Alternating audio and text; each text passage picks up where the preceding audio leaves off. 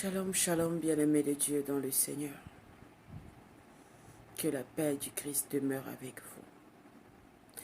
Bien-aimés de Dieu dans le Seigneur, j'ai un message très important pour toi.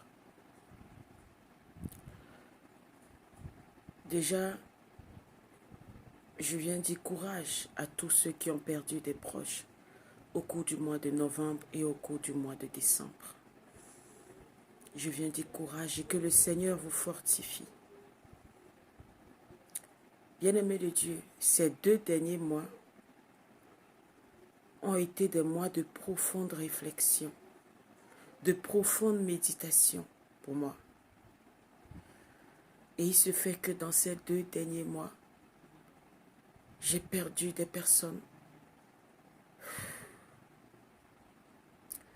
Tu appelles ou tu débarques, on te dit la personne n'est plus. Tu causes avec la personne quelques jours, tu écris encore la personne, tu as encore ces vocales où la personne te taquinait, souriait, parlait. Et on te dit que ce n'est pas lui qui répond, que c'est son fils. Ou c'est son proche. Bien-aimé de Dieu, en 2 mois, j'ai vu beaucoup de choses. Bien-aimé de Dieu, tout a une fin dans ce monde. Tout a une fin. Je dis bien tout a une fin. Tout le monde le sait que tout a une fin. Mais peut-être ce que très peu de personnes se posent comme question, c'est quelle sera ma fin? Ma fin à moi, quelle sera cette fin? Comment est-ce qu'elle va se passer? Bien-aimés, nous ne devons pas nous soucier d'un certain nombre de choses dans ce monde. Mais ce dont nous devons nous soucier, nous inquiéter, c'est quelle sera notre fin et où ira notre âme après la mort. J'ai eu plusieurs fois, avant même que je ne me baptise et que je ne me convertisse, je voyais déjà beaucoup de choses dans la parole de Dieu. Et quand je me suis converti, je me suis baptisé et l'onction de Dieu est descendue. Je vois encore au-delà. Bien-aimé, l'enfer existe. Le paradis existe. L'enfer existe. Tout a une fin. Au cours de ces 2 mois, j'ai vu des gens se battre, économiser pendant des années, construire leur maison, enfin. Ils effectuent un déplacement, le temps de revenir, la maison prend feu. Des dizaines de millions. J'ai vu des gens se battre pour voyager. Et quand ils étaient dans l'avion, ça c'est récemment, hein, je vous parle de novembre, décembre. Et quand ils ont enfin eu leur visa, ils étaient dans l'avion, ils ont rendu l'âme. C'est des personnes proches, ce n'est pas des histoires. Hein.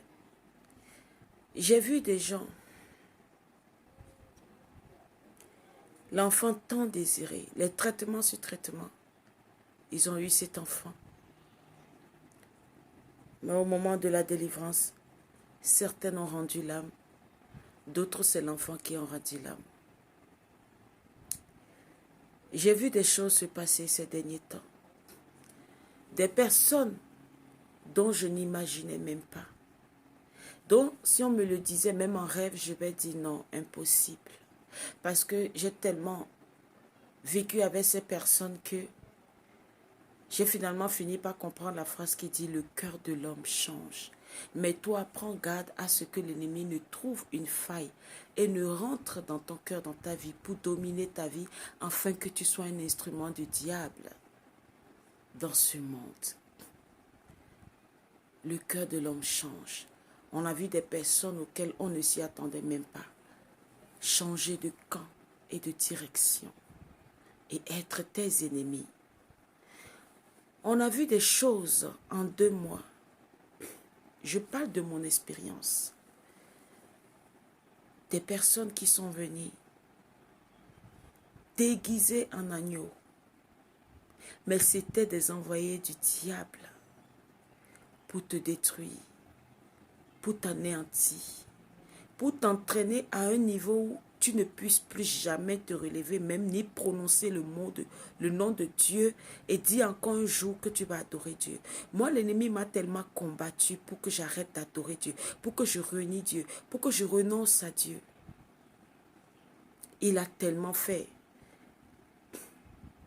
En envoyant quelqu'un dans ma vie qui a vendu toutes mes entreprises, en envoyant quelqu'un dans ma vie qui m'a poussé à perdre mes maisons, mes constructions, en envoyant quelqu'un dans ma vie par lequel il est passé pour assassiner mon fils aîné à 16 ans. Le diable est passé par des personnes pour m'affaisser, me détruire, juste pour que je renonce au nom de Dieu, pour que je renonce à l'Éternel des armées, pour que je dise non, Dieu n'existe pas. Mais jusqu'à là, il a vu que j'ai redoublé d'ardeur. Je n'ai pas oublié parce que Dieu se révélait à moi, que c'est douloureux, c'est pénible, c'est ma croix. Mais il y a un prix à payer. Il y a un prix à payer. Et tout ce que nous perdons comme humains dans la volonté de Dieu et dans son plan, nous les retrouverons dans la joie, dans le royaume des cieux. Parce que de toute façon, on vit tôt ou tard, on va partir. C'est vrai que certaines manières de perdre nos proches sont tellement douloureux que on n'a plus la force de vivre. Je ne sais pas d'où me vient cette force de tenir encore jusqu'à aujourd'hui. Attaque sur attaque, combat sur combat. Mais c'est Dieu. Je ne sais pas ce que tu as traversé. Je ne sais pas ce que tu as vécu. L'ennemi a tenté ces derniers temps de m'envoyer des personnes pour me détruire, pour m'anéantir encore, pour m'affecter dans mes affaires, pour me combattre. L'ennemi parfois peut prendre son temps avec toi pour te détruire. Il peut prendre des années préparer ce coup. Mais toi, ne t'éloigne jamais de Christ, afin qu'il te révèle tout autour de toi. Afin qu'il te révèle ce qui n'est pas de lui et ce qui est de lui. Prends courage. Ne te décourage pas. N'abandonne pas le combat. Même si ta vie est tellement difficile, même si ta vie est tellement compliquée, inexplicable, tu te bats, tu atteins un niveau, tu sombres. Tu te bats, tu atteins un niveau, c'est des problèmes, des blocages, des situations qui viennent tout détruire encore dans ta vie. Tu ne comprends pas, pourtant tu fais assez d'efforts. Tu pries, tu jeûnes, tu te disposes pour marcher avec Dieu. Tu fais de ton mieux.